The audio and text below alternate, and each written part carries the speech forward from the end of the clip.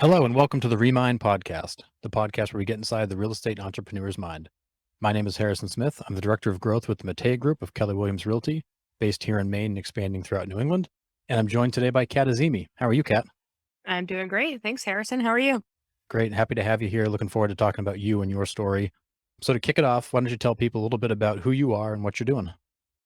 Yeah. Okay. Great. Yeah. So I'm actually the lead listing agent on the team at the Mateja Group here. So full time real estate agent. It's pretty much, you know, unlike some real estate agents, I guess 9 to 5 every single day, Monday through Friday. This is what I do. Other than that, I'm also a mom. I've got a 3 year old, soon to be 3 year old. She tells me every day her birthday's coming up. So there's that. And then you know, just type of person that likes to hang out, be with my family, cook, doing a kitchen remodel right now, any sort of interior design.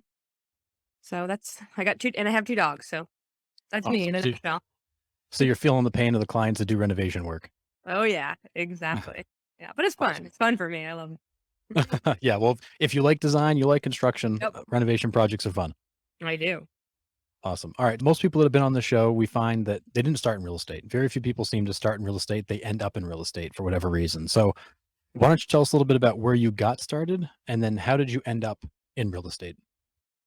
Yeah, that's funny what you said because if you asked me when I was younger, like if I ended up in real estate, I would have laughed so hard. It's probably the furthest from anything that I expected I would have done. So I went to Northeastern, got my undergraduate in behavioral neuroscience, actually. So it's like a psychology, Hmm. biology, basically chemistry major. Um, didn't know if I was going to go like maybe into med school or what I ended up doing, which was going into psychology and got my master's degree in counseling psychology. So spent like 2-ish years in addiction, mental health treatment, worked at a couple different treatment facilities and was doing that for a while, just like a helper personality. So I like to help people. Um, and I think kind of the thing I'm just naturally driven to is helping people see a goal and get them towards it. And Sure. then, and then there's some like pros and cons to being in that field. It's probably the biggest, the most amount of burnout that you can imagine. And it's really, it can really weigh on you. But, and then ended up, my husband and I moved to San Diego. Um, and, you can't just take a counseling degree Hmm.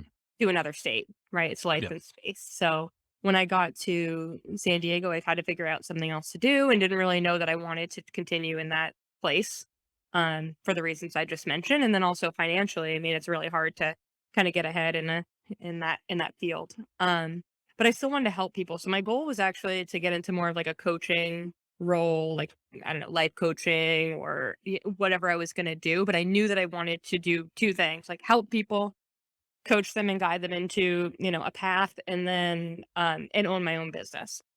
And so I ended up taking a job at a company that sold real estate websites to real estate agents. And it was like it was just as straight up cold calling as you could get. But I figured that I needed to learn how to sell because I needed to know how to sell myself and I needed to learn more about business. And I just had no training in that Sure. whatsoever.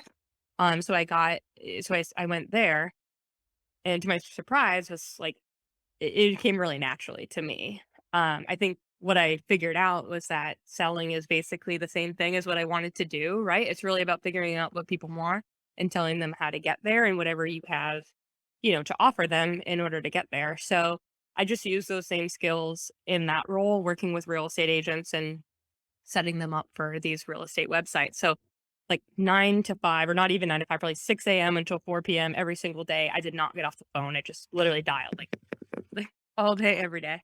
And so quickly was, one of the top salespeople in my company. But was talking to real estate agents every single day and was seeing that some really treated it like a business and some did not. And I ended up talking to one. I talked to agents all over the country, but one was right in San Diego, and they 3 or 4 times I talked to them over a couple of months, they kept telling me, like, "You need to get your real estate Hmm. license." And I was like, "No, I love my job and I'm making more money than I ever have before. Why would I need to?" But eventually, like, things changed and I ended up getting my real estate license and joining a team out in San Diego. So that's how I got into real estate. Wow. And again, I mean, it just came really naturally to me. Now it is even better. Like I saw real estate as a way to continue to help people reach a goal. And that's really what it is, right? It's like you want to sell your house, you want to buy a house. There's all the steps that you need to do to get there. This is why that is why you're driven to do that. And just trying to get people there. So from like a client to client, person to client basis, that's kind of my method. And then I see it as a vehicle for, real estate to me is a vehicle for almost anything you want to do, whether it's investment, just typical real estate sales. And then, thing that I, am leaning towards is really coaching other agents and um, training them and seeing how they can shift their mindset to be a bit more successful in the field too. Yeah, that's great. So really what you described is using your background more to serve people than Mhm. sell to people. And everybody thinks of real estate, it's a sales business. You're a salesperson, you got a hard closer and you've got to do all these things, but your business doesn't work that way. So can you talk a little bit about that kind of sales versus service dynamic in this space? Yeah, I mean, I meet with people every day, right? I mean, the whole from I see how it's funny to me because I look back and go, how did my sales skills that I learned at that job, how do they guide me? And how does my background in counseling and psychology guide me? And it's those two things together, right? The sales skills are not hard sales. I'm not trying, I always thought that was funny, right? I'm not trying to get somebody to buy a house that they don't want. I'm not trying to get somebody to sell a house that they don't want to sell. I'm never trying to convince somebody to do something. What I am doing is using sales skills like um, like qualifying somebody. It's like, Mhm. do you have the money to buy? Do you have the desire to buy? Do you have the motivation to buy?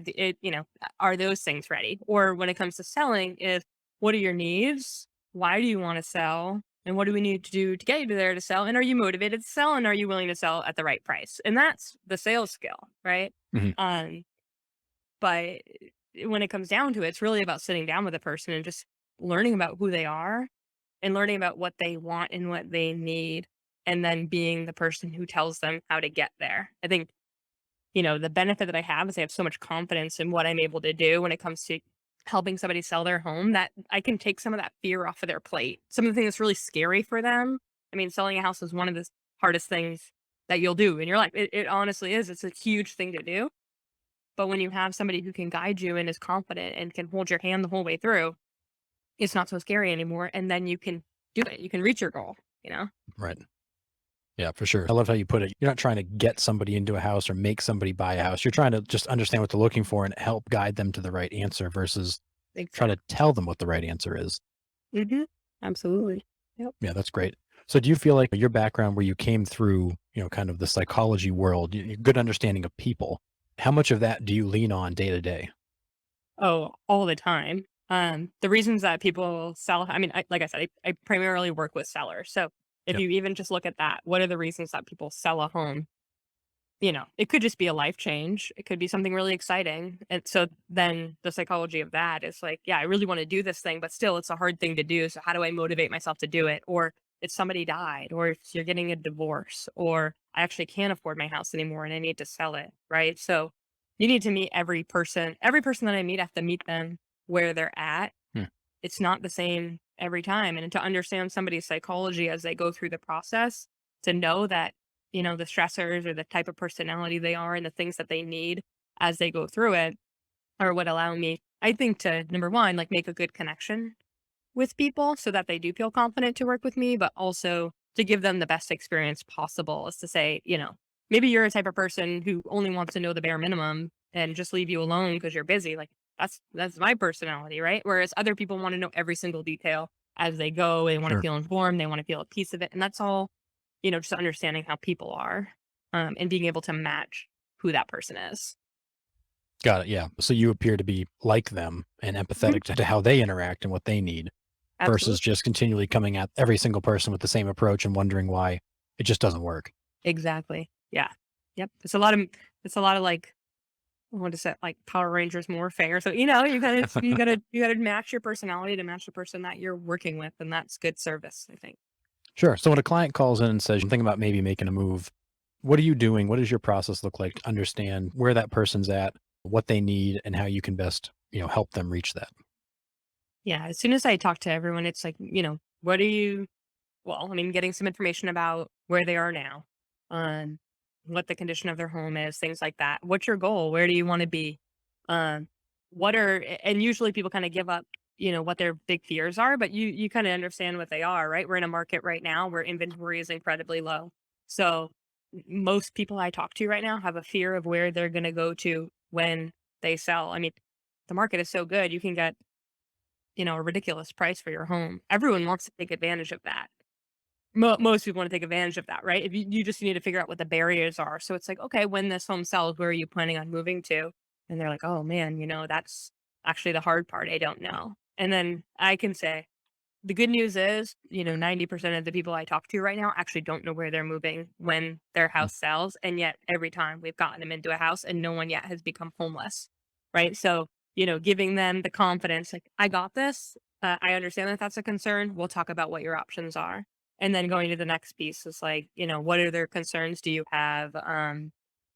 What things need to get done for your home, and then just talking to them about that, like I said, build some confidence up, and then say, I want to meet you. Let's sit down, we'll go over all these options, and I'll tell you how we can make this a smooth transition, and then just find a time to meet them in person.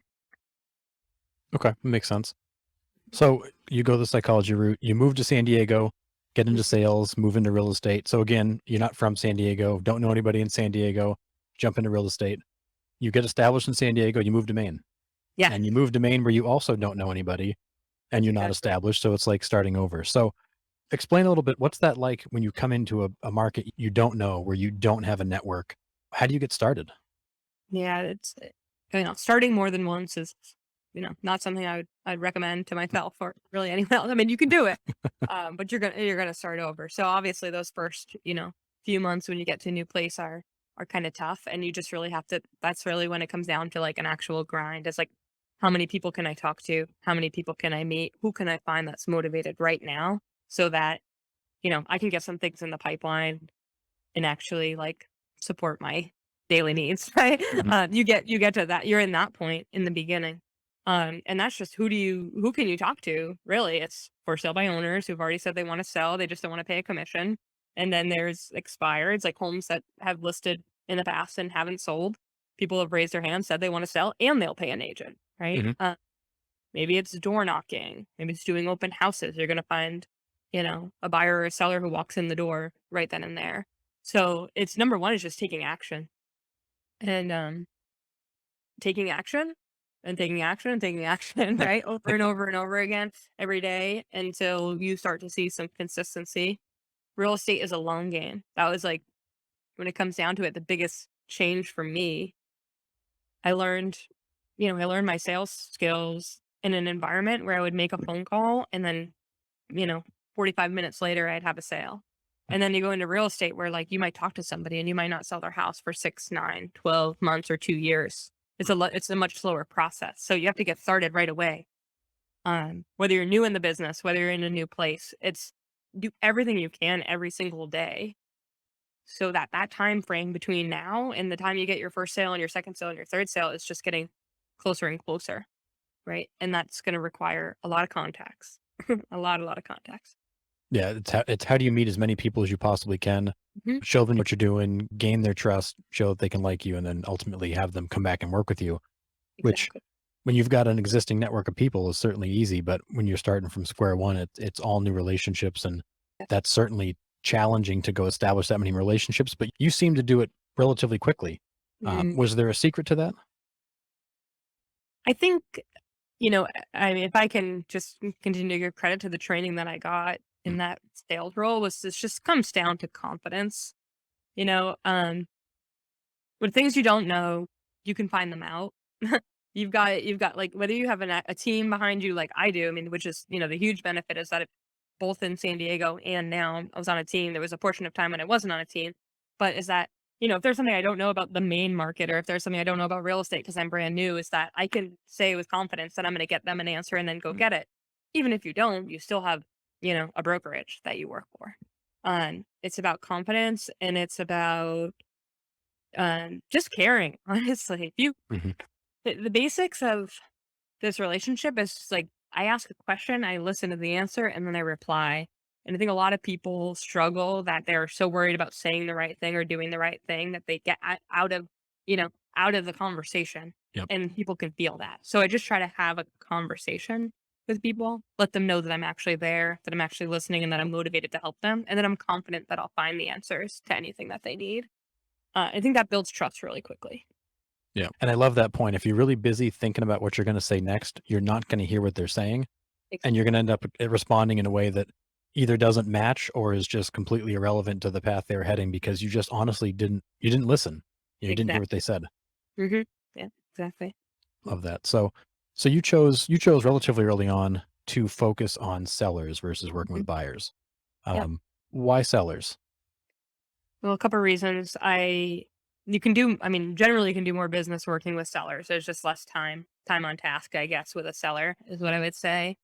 I also think personality wise, I'm a great match for a seller. Is that I'm pretty direct, and I, I like to lay out information in a pretty factual way, which is what sellers need, right? They need to Mhm. know what they're going to get. They can look at data. So I enjoy working with sellers. I'm happy to work with buyers and it can be fun, but I guess it's not so much of an emotional, is this fun, exciting to me? It's more about, honestly, I just like to know what's your goal and let's just get you there. Mm. And then, so those things are true. But the other part of it is that when we moved to Maine, we moved back with my 3 month old, who now, like I said, is turning 3.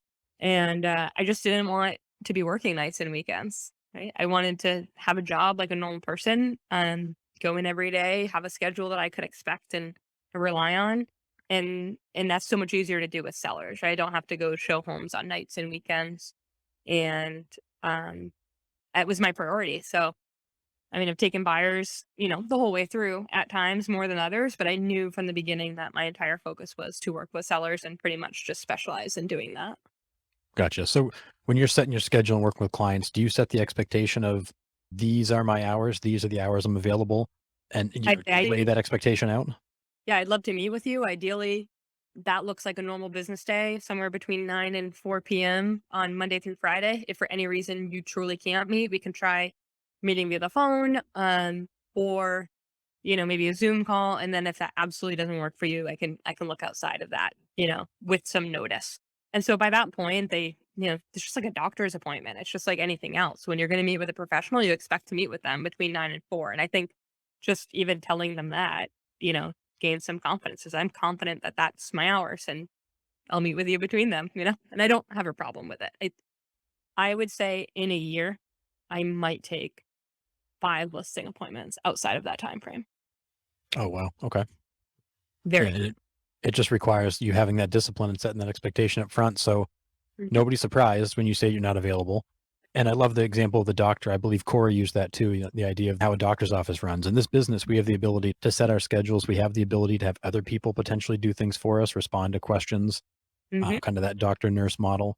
But we have to your point, run it like a business, which is what some agents do and some agents don't. You've got to decide early on, are you going to run this like a business or are you just going to run around and serve clients? Because those are two very different things. It's true, and I mean, it doesn't mean I'm not available to my clients because I can answer a text or an email anytime, but I really, I value my in-person time with my Mhm. family, and I really don't compromise on it. Another great reason that I'm on a team, right? We have other people who can support us in times. My clients never suffer for it, that's for sure. Yeah, and that's a great point. Again, it comes down to the people you surround Mhm. yourself with, whether Mhm. that's a team, whether that's just the people you work with every day, but continually having those people around you, the right people around you that make your life easier, allow you to do bigger and better things is always going to be the key. For sure, absolutely. Nice. So, what would you say has been most important to your success? Is there a particular habit, trait, mindset you point to? I am a person who very much believes you can do anything you want if you put the right effort and energy into it. One of the things that drives me every day is that I kind of grew up and, I have a great family, but one thing has always been like why you can't do something, right? You get into real estate. It's like, well, that's going to be, you're going to have to pay self-employment taxes. Like, this is the funny things that I heard that were going to Yep. be like, those things are going to hold you down or hold you back. And to me, I'm like, I can do it. I just need to put in the work. So I am a very firm believer of that. And like everything that I do in my life is really, and my goal is to show people that you can have or do pretty much anything you want if you just focus on it and believe you can. So I think it is a mindset. That is my mindset. And so because of that, I show up to work every day. And so consistency is the habit, Mm. right? The mindset is I know I can if I do it, and the habit is just doing the work and doing it consistently. Yeah, and it's amazing on this journey how many well-intentioned people you'll talk to that, whether it's out of fear or because they care about you, will almost try to convince you that you can't do it. And in Mhm. many cases, it's because they don't see it, they don't understand it. But I love that of I'm now gonna prove to people I can do it I because I love feel like I can. that. Yeah, the I love competitive nature, right? absolutely. All right, so along those same lines, what would you say has been the most difficult lesson you've learned along the way? Um, I guess it's a few things like, in any sort of role where you're going to be growing over time. Like, I mean, I have these, there's like these levels of achievement, right? And you reach a new one, and every time that you reach a new one or you break a barrier, then that becomes now that becomes your floor, right? Mhm, It's like, it definitely is, the hard part, I guess sometimes is that you're just constantly reaching for more and more and more, and you have to continually find meaning. It's not necessarily that a lesson I learned, or it's really just about understanding that there's a journey and you're going to continue to be on it. The more you achieve, the more people expect of you.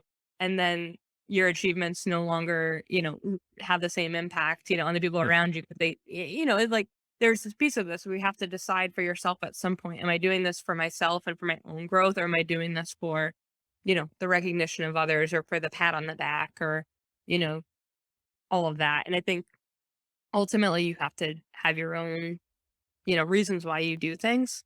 Um, I guess the lesson is really just like you have to keep asking yourself what that is, right? And the hardest part about my job is never working with clients. It's about the like emotional ups and downs that come from mm. what I'm expecting of myself and what others are expecting of me. And how do I keep being the absolute like best that I can be?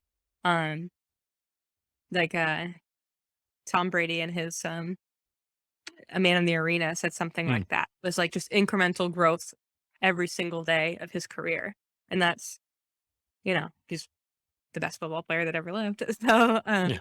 it's like the lesson is that you got to just keep growing, and sometimes it's going to be really hard. And sometimes you're going to feel like you're like bursting through a ceiling and you can't even help how much you're growing. And there's going to be those levels, I think. Yeah, and I love the fact you call it a journey because I feel like that's the part of this whole process that people forget about. This is a journey. There's no overnight successes here. When you think about setting goals, you keep striving to hit these new levels and reach these new goals. And when you hit them, it's almost disappointing because you feel like that was such a big deal, but I've hit it. So now it's always like, okay, now what? Like, what's You next? know?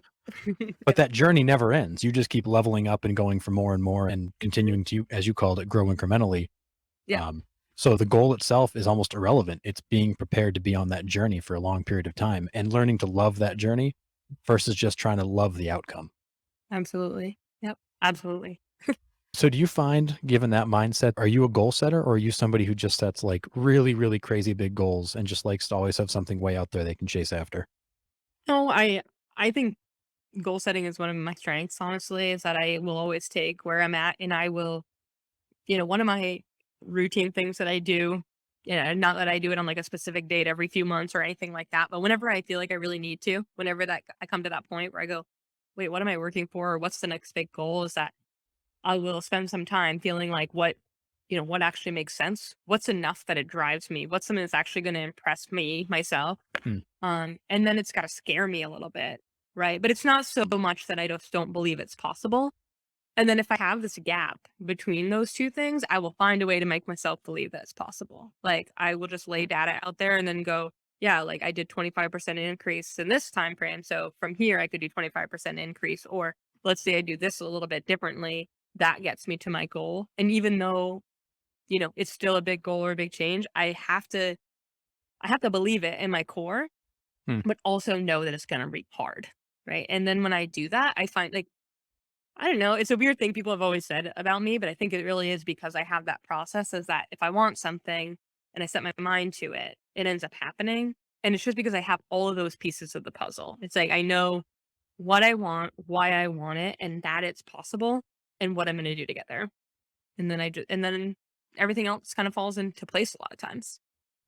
Yeah, set goals that make sense, set goals that have meaning, but also set goals you believe in. A lot of times we see it, and we see it with people we work around too sometimes in the real estate space where they set goals that don't mean anything. Whether maybe they're low, maybe they're crazy, ridiculously high. Maybe they're not even interested in ever hitting that goal because that's not what motivates them and gets them excited.